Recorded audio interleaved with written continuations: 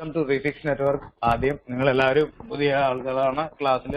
So നമുക്കൊരു ബേസിക്കിൽ നിന്ന് തുടങ്ങാം. ഞാൻ എന്താണ് ബിലീവ് ചെയ്യുന്നതെന്ന് വെച്ച് കഴിഞ്ഞാൽ നമ്മുടെ ബേസിക് സ്ട്രോങ് ആയിട്ട് നമ്മൾ അഡ്വാൻസിൽ പോയെങ്കിൽ ഗുണം ഉണ്ടാവുള്ളൂ. അല്ലാതെ നമുക്ക് ബേസിക് അറിയാൻ വയ്യാതെ നമ്മൾ അഡ്വാൻസ് ലെവലിൽ പോയിട്ട് ഒരു കാര്യമില്ല.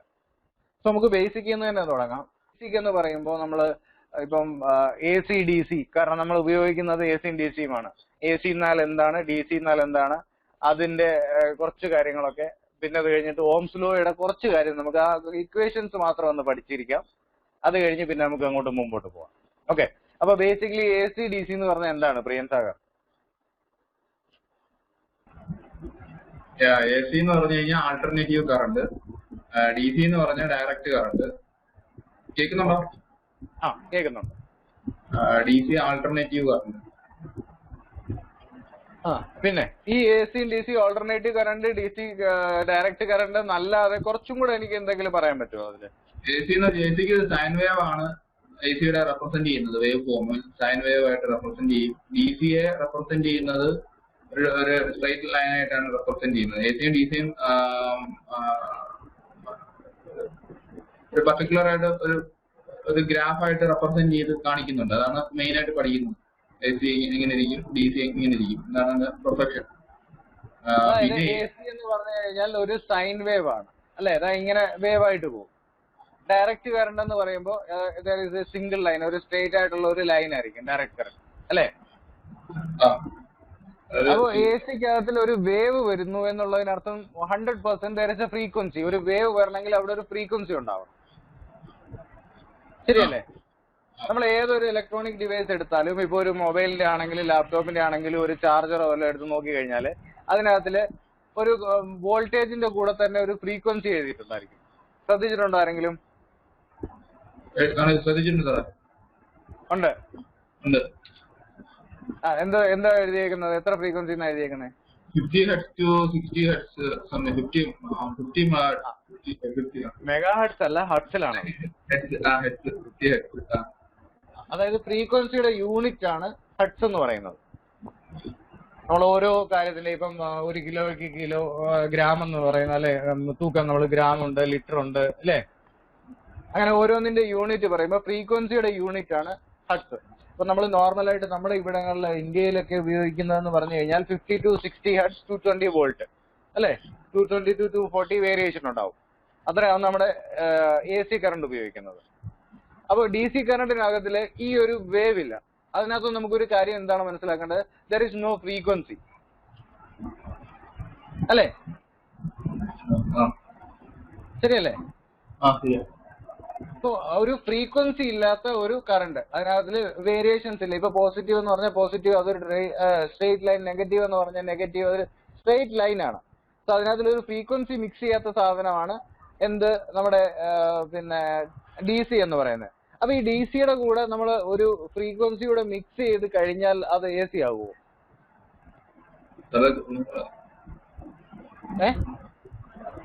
മനസ്സിലായില്ല ചോദ്യം. ഞാൻ ഈ ഡി സിയുടെ കൂടെ ഒരു ഫ്രീക്വൻസി മിക്സ് ചെയ്ത് കഴിഞ്ഞാൽ അത് എ സി ആകുമോ? ഓൾട്ടർനേറ്റീവ് കറണ്ട് ആകുമോ? ഡി സി നമുക്ക് ഒരു ഓസിലേറ്ററിന്റെ സഹായത്തോടെ അതിനെ വേണമെങ്കിൽ എ സി ആക്കി മാറ്റാൻ പറ്റും. ഓസിലേറ്ററിന്റെ സഹായം എന്ന് പറഞ്ഞാൽ, ഓസിലേറ്റർ എന്ന് പറഞ്ഞാൽ എന്താണ്? ഇനി അടുത്ത ഒരു ടോപ്പിക്ക് വന്നത് താനിപ്പോ പറഞ്ഞു ഓസിലേറ്റർ. എന്താണ് ഓസിലേറ്റർ എന്ന് പറഞ്ഞ? സനോജ് സനോജ്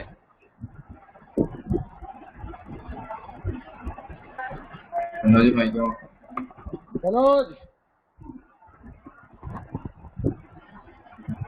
ഹലോ. സനോജ് പറഞ്ഞോ, കേക്കാം. കേക്കാം സാറേ. ഓസിലേറ്റർ മറന്നുപോയി സാറേ, നോക്കിയില്ലായിരുന്നു. ശരി, ഓക്കെ. സാദിക്ക് ഓസിലേറ്റർ എന്ന് പറഞ്ഞാൽ എന്താണ്?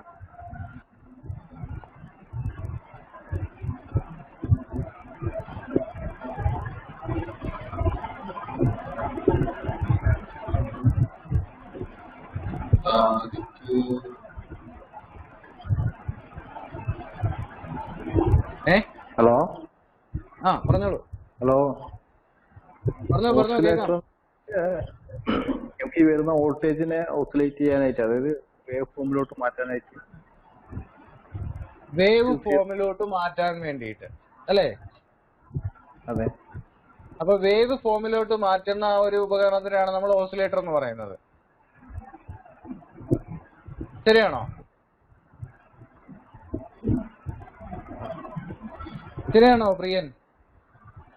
വേവ് ഫോമിലോട്ട് മാറ്റുന്ന അത്ര ക്ലാരിറ്റി ആയില്ല. ഞാൻ പറഞ്ഞോട്ടെ. ഹലോ, പറഞ്ഞോ. എക്സാമ്പിൾ നമ്മുടെ യു പി എസിന്റെ അകത്തിരിക്കുന്ന ബാറ്ററിയിൽ നിന്ന് ഒരു 220 ഒരു AC കിട്ടണം. അതിൽ ഒരു ട്രയലിൽ ഒരു ഓസിലേറ്റർ ഉപയോഗിച്ച്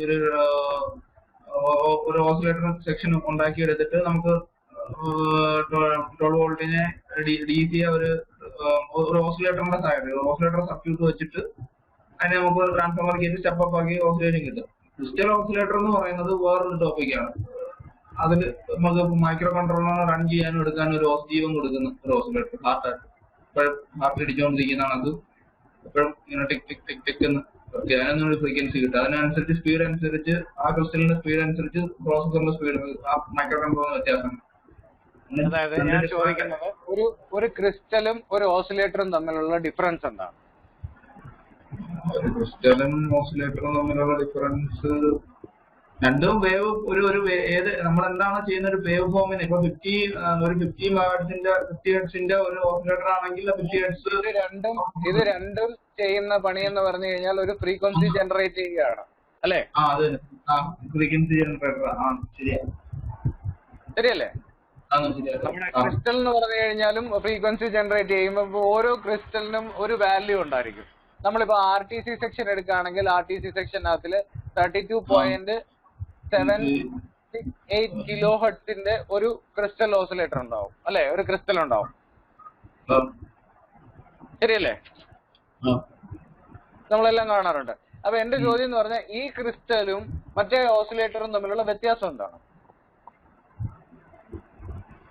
ഈ ക്രിസ്റ്റല് മറ്റു ക്രിസ്റ്റല് ഇത് ഓരോ സെക്കൻഡിന് വേണ്ടി ടിക് ടിക് ടിക് ടിക് വേണ്ടിയാണ് ഈ 3.768 കിലോ ഹെർട്സ്. ശരി, ഞാൻ ഈ 32.768 മാറ്റി 24 മെഗാഹെർട്സ് ആക്കി. ഇപ്പോഴും അറിയില്ല. നോർമലി ഓസിലേറ്റർ എന്ന് പറഞ്ഞാൽ എന്താണ്? നോർമലി ഒരു ഓസിലേറ്റർ എന്ന് പറഞ്ഞാൽ എന്താണ്? ഇത് വേറൊരു ഫ്രീക്വൻസി ഓസിലേറ്റ്. അപ്പൊ ഒരു ഓസിലേറ്ററിൽ ഒരു ക്രിസ്റ്റൽ ഇല്ലാതെ ഓസിലേഷൻ നടക്കുമോ?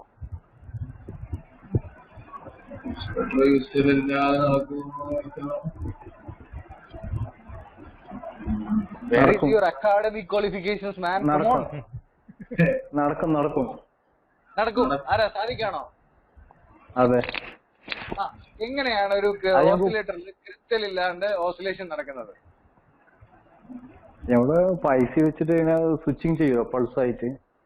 അതായത് ഫോർ എക്സാമ്പിൾ നമ്മളിപ്പോ 555 IC പറയുകയാണെങ്കിൽ അല്ലെ? അതെ, നമ്മളിപ്പോ അതായത് നമുക്ക് എന്താ പറയാ ഇൻവേർട്ടറിനകത്തൊക്കെ ആ ഒരു രീതിയിലാണല്ലോ മറ്റേ മൂപ്പര് പറഞ്ഞല്ലോ. അപ്പൊ എന്റെ ചോദ്യം എന്ന് പറയുന്നത് ഈ പറയുന്ന 555 IC ആണെങ്കിലും അല്ലെങ്കിൽ ഏതെങ്കിലും ഒരു ഓസിലേറ്റർ IC എന്ന് പറയുന്നത് അതിനകത്ത് ഒരു ക്രിസ്റ്റൽ ഉണ്ടോ? ഉണ്ടാവും. 100% ഒരു ഓസിലേഷൻ ഉണ്ടാകണമെങ്കിൽ നമുക്ക് അവിടെ ഒരു ക്രിസ്റ്റൽ വേണം. ശരിയല്ലേ? അതിപ്പം ഓസിലേറ്റർ എന്ന് പറയുന്നത് ഇപ്പം ഏത് രീതിയിലാണെങ്കിലും ഒരു ഫ്രീക്വൻസി ജനറേറ്റ് ചെയ്യണം എന്നുണ്ടെങ്കിൽ there should be a crystal. So ആ ക്രിസ്റ്റൽ എന്ന് പറയുന്നത് ഒന്നുകിൽ പുറത്താകാം അല്ലെങ്കിൽ ഇൻബിൽറ്റ് വിത്ത് ദ കമ്പോണന്റ്. ഇപ്പൊ ഈ ഇൻവെർട്ടറിന്റെ ബോർഡ് എടുത്താൽ ഇൻവെർട്ടറിന്റെ അതിലെ ഓസിലേറ്റർ സെക്ഷനകത്തിൽ അതിനകത്തുള്ള IC-ക്കകത്തിൽ ഒരു ക്രിസ്റ്റൽ ഉണ്ട്. ക്രിസ്റ്റൽ അതിന്റെ ഇന്റേണൽ ആണ്. നമുക്ക് പുറത്ത് അതിന്റെ ക്രിസ്റ്റലും കാര്യങ്ങളും കാണുന്നില്ലെങ്കിലും ആ ഒരു ക്രിസ്റ്റൽ എന്ന് പറയുന്നത് എവിടെയാണ്? അകത്താണ്. ശരിയല്ലേ? ശരിയല്ലേ? ആ IC-യുടെ ഡേറ്റാ ഷീറ്റ് എടുത്ത് നോക്കിയാൽ നമുക്ക് അതിനകത്ത് ഫ്രീക്വൻസി ജനറേറ്റ് ചെയ്യുന്ന കാണാം. സോ ആ ഫ്രീക്വൻസി ജനറേഷൻ എന്ന് പറയുന്നത് it's from A crystal. So the crystal is inside അല്ലേ? ശരിയല്ലേ? സോ നമ്മുടെ ഇങ്ങോട്ടുള്ള മുമ്പോട്ടുള്ള യാത്രകളിലൊക്കെ ഇനി ഒരുപാട് അടുത്ത് നമുക്ക് ഫ്രീക്വൻസിയും അതിന്റെ കാര്യങ്ങളും വരുന്നുണ്ട്. അപ്പൊ ആ IC-കളിലെല്ലാം അതായത് ഇപ്പൊ ഒരു PWM IC എടുക്കുക. ഒരു PWM എന്ന് പറഞ്ഞാൽ എന്താണ്? പൾസ് വിത്ത് മോഡുലേഷൻ. ആ പൾസ് വിത്ത് മോഡുലേഷനകത്ത് ആദ്യമേ വന്നേക്കുന്ന ഒരു വേർഡാണ് പൾസ് അല്ലെ? സോ പൾസ് എന്ന് പറഞ്ഞാൽ എന്താണ്? പൾസും ഫ്രീക്വൻസിയും തമ്മിലുള്ള എന്താണ് റിലേഷൻ? അല്ല നമുക്ക് ഇത് ഈ ഇല്ല ടോപ്പിക് ഇല്ല ഇത് കഴിഞ്ഞിട്ട് പോവാം. ഇങ്ങനെയുള്ള ബേസിക് നോളേജ് ബേസിക്കലി ഉള്ള കൺഫ്യൂഷൻ മൊത്തം തീർത്ത് ഒരു അണ്ടർസ്റ്റാൻഡ് അങ്ങോട്ടേക്ക് അതെ അതെ അതെ. അതായത് ഇപ്പം നമ്മൾ ആ ഒരു അഡ്വാൻസ് ലെവലിലേക്ക് പോകണമെങ്കിൽ very basic very beginning first ലെസണിന് മുമ്പുള്ള ഒരു ആമുഖമാണിത്. ആ ആമുഖത്തിൽ തന്നെ നമുക്ക് വി ആർ നോട്ട് എന്താ പറയുന്നത് കൺഫേം അല്ല, വി ആർ നോട്ട് സ്ട്രോങ് അല്ലേ? ശരിയല്ലേ? നമ്മൾ ആദ്യം ഇവിടുന്ന് നമ്മൾ സ്ട്രോങ് ആക്കിയിട്ട് വേണ്ടേ മുമ്പോട്ട് പോകാൻ. ഇതല്ലേ ഇതിന്റെ ബേസിക് എന്ന് പറയുന്നത്. നമ്മൾ വർക്ക് ചെയ്യുന്ന ഏതൊരു ഇലക്ട്രോണിക് സാധനമായാലും അതിനകത്ത് കറണ്ടും വോൾട്ടേജും ഇതെല്ലാം ഉള്ളതാണ്. ഇപ്പൊ നമ്മൾ ഒരിടത്ത് ഒരു റെസിസ്റ്റർ ഉപയോഗിക്കുന്നു. റെസിസ്റ്റർ ഉപയോഗിക്കാൻ വേണ്ടിയിട്ട് അതിന്റെ കാൽക്കുലേറ്റ് ചെയ്യാൻ വേണ്ടിയിട്ട് കറണ്ടും വോൾട്ടേജും ഇല്ലാതെ റെസിസ്റ്റൻസ് കാൽക്കുലേറ്റ് ചെയ്യാൻ പറ്റത്തില്ല. നമ്മളൊരു സർക്യൂട്ടിൽ ഇവിടെ എത്ര റെസിസ്റ്റൻസ് ആണ് ഉപയോഗിക്കേണ്ടതെന്ന് ആ റെസിസ്റ്റൻസ് കാൽക്കുലേറ്റ് ചെയ്യാൻ വേണ്ടിയിട്ട് നമുക്ക് വോൾട്ടേജും കറണ്ടും ആവശ്യമാണ്. സോ വോൾട്ടേജ് എന്താണ്, കറണ്ട് എന്താണെന്നുള്ളത് നമ്മൾ അറിയണ്ടേ? അല്ലേ? അതായത് R1 ഉം R2 ഉം ഞാൻ സെയിം റെസിസ്റ്റൻസ് ആണെങ്കിൽ അതിന്റെ ഔട്ട്പുട്ട് എന്ന് പറയുന്നത് 10 വോൾട്ട്, ഹാഫ് ഓഫ് ദ വീനിന്റെ എന്താണോ വോൾട്ടേജ് ഇൻപുട്ട് എന്താണോ അതിന്റെ നേരെ പകുതിയായിരിക്കും. നെക്സ്റ്റ് R1 എന്ന് പറയുന്നത് ഹൈ ആണെങ്കിൽ, R1 ഹൈയും R2 ലോയും ആണെന്നുണ്ടെങ്കിൽ എന്തായിരിക്കും? ഹാഫ് വോൾട്ടേജിനേക്കാൾ കുറവായിരിക്കും. ശരിയല്ലേ? R1 ഗ്രേറ്റർ ദാൻ R2 ആണെങ്കിൽ വി ഔട്ട് എന്ന് പറയുന്നത്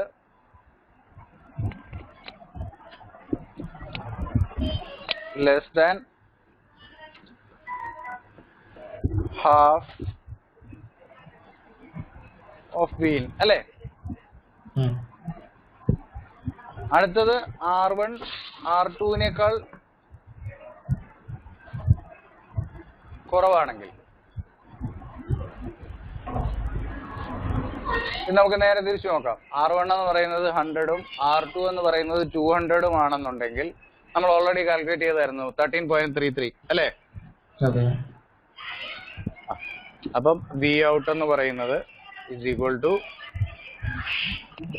ഗ്രേറ്റർ ദാൻ ഹാഫ് ഓഫ് വീൻ.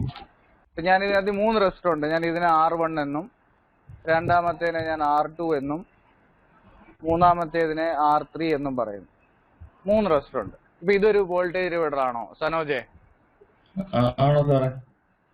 ഇതെങ്ങനെ വോൾട്ടേജ് ഡിവൈഡർ ആണ്? നമ്മുടെ കാൽക്കുലേഷൻ പ്രകാരം പിന്നെ 2 റെസിസ്റ്റൻസിന്റെ ഇതേ ഉള്ളൂ, കാൽക്കുലേഷനകത്ത് 2 ഉള്ളൂ. അപ്പൊ എങ്ങനെയാ ഇത് കാര്യങ്ങള്? R3 divided by R1 plus R2 plus R3.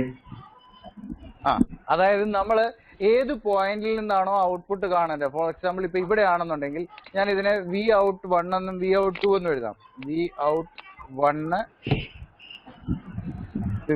1, അടുത്തത് വി ഔട്ട് 2, വി ഔട്ട് 2, 1 ഉം 2 2. ഇപ്പൊ നമുക്ക് വി ഔട്ട് 1 ആണ് കാണേണ്ടതെന്നുണ്ടെങ്കിൽ R1 എന്ന് പറയുന്ന ഇതും R2വിന് പകരം some of R1 and R2. ഇതിന് താഴോട്ട് എത്ര റെസിസ്റ്റർ ഉണ്ടോ അത്രയും റെസിസ്റ്ററിന്റെ സം കാണുക. ഇപ്പൊ ഫോർ എക്സാമ്പിൾ R2 എന്ന് പറയുന്നത് ഒരു 100K അല്ലെങ്കിൽ 10K ആണെന്ന് വിചാരിക്കുക. 10K. രണ്ടാമത്തേത് ഒരു 30K ആണെന്ന് വിചാരിക്കുക. അപ്പോ R2 എന്ന് പറയുന്നത് നമ്മുടെ എന്തായിരിക്കും?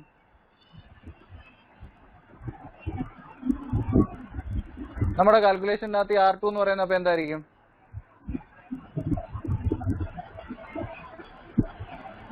എന്തായിരിക്കും സനോജെ?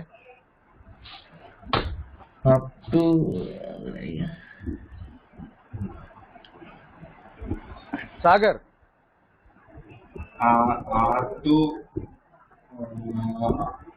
R2ന്റെ അവിടെ മൈനസ് നമുക്കിപ്പോ ഈ കാൽക്കുലേഷൻ പ്രകാരം 2 റെസിസ്റ്റർ R1 പ്ലസ് R2 വീൻ ഇങ്ങനെയൊക്കെയാണല്ലോ കാര്യങ്ങൾ കിടക്കുന്നത്. അപ്പൊ അങ്ങനെയാണെങ്കിൽ ഇപ്പോ എങ്ങനെയായിരിക്കും ഇതിനകത്ത് ഈ കാൽക്കുലേഷൻ ചെയ്യുന്നത്? നമ്മള്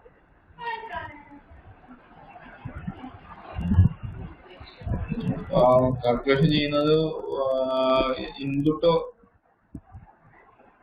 നമ്മുടെ R1 എന്ന് പറയുന്നത് ഈ കിടക്കുന്ന R1 തന്നെ. ഫോർ എക്സാമ്പിൾ ഇതിന് ഞാനിപ്പോ ഒരു 20K ആണെന്ന് വിചാരിക്കുക. 20K ആണെങ്കിൽ R1ന്റെ വാല്യൂ ഇറ്റ് ഈസ് 20K.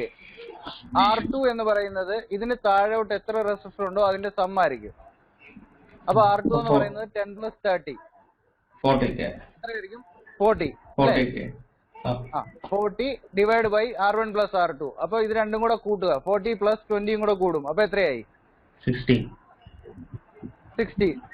വിന് എത്രയാണോ? വിന് ഇപ്പൊ സപ്പോസ് 10 വോൾട്ട് ആണെന്ന് വിചാരിക്കുക. അപ്പൊ ഇതിന്റെ കൂടെ എന്താണോ കിട്ടുന്നത് ഇൻറ്റു 10. മനസ്സിലായോ?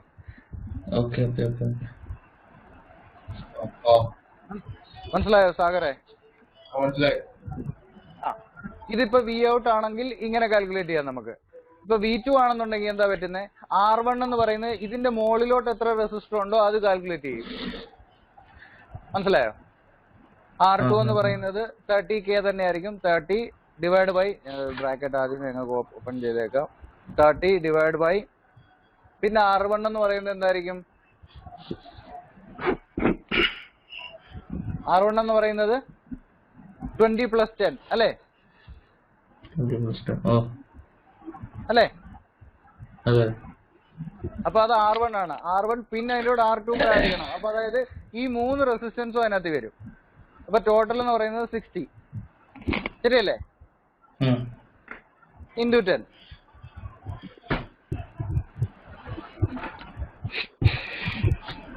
മനസ്സിലായല്ലോ?